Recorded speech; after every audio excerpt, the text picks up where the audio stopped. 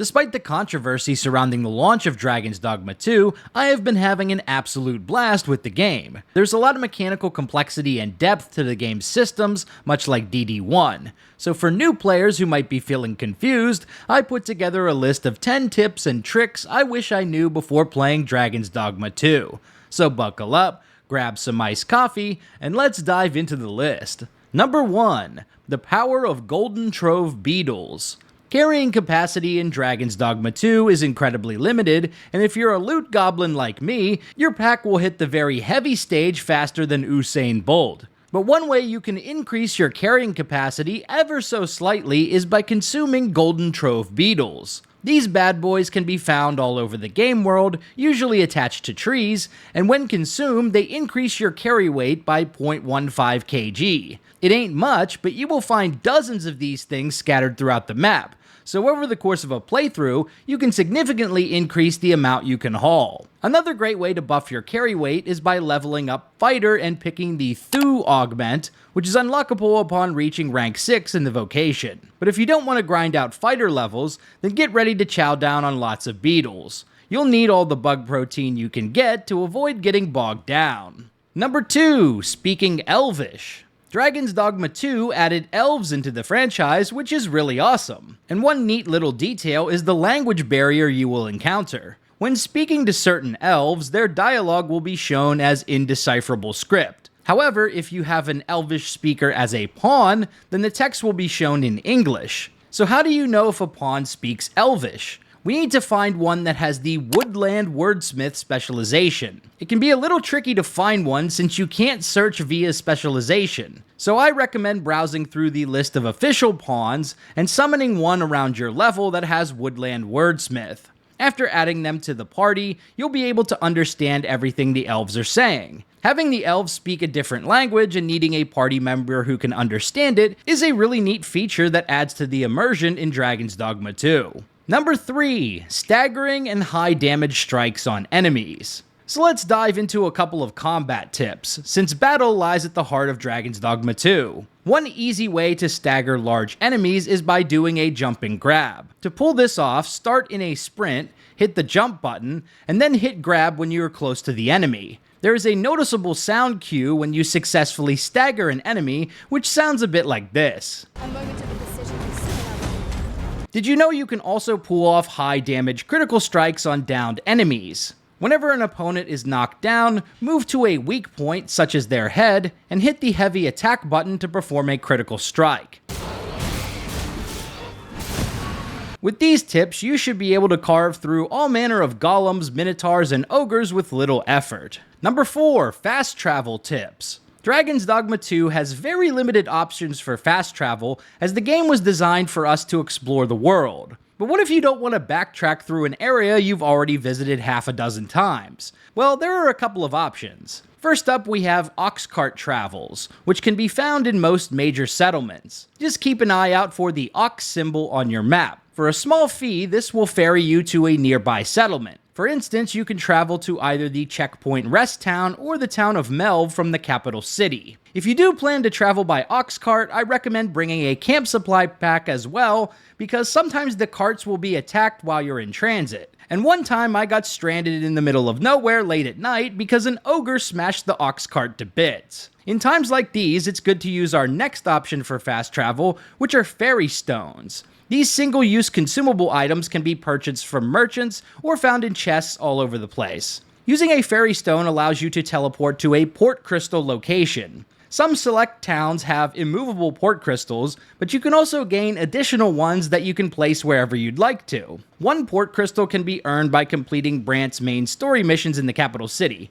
I forgot exactly which one. Another one can be gained by completing the Trial of Archery side quest with the elf you meet in the capital. There are multiple stages to the quest, so be sure to go through them all. And you can buy another one from the Dragon Forged for 20 worm crystals, which are a boss drop that can be farmed from dragons or drakes. There may be other port crystals as well, but these are the only ones I've found so far. You can also buy one in the cash shop for $2.99, but we don't talk about that.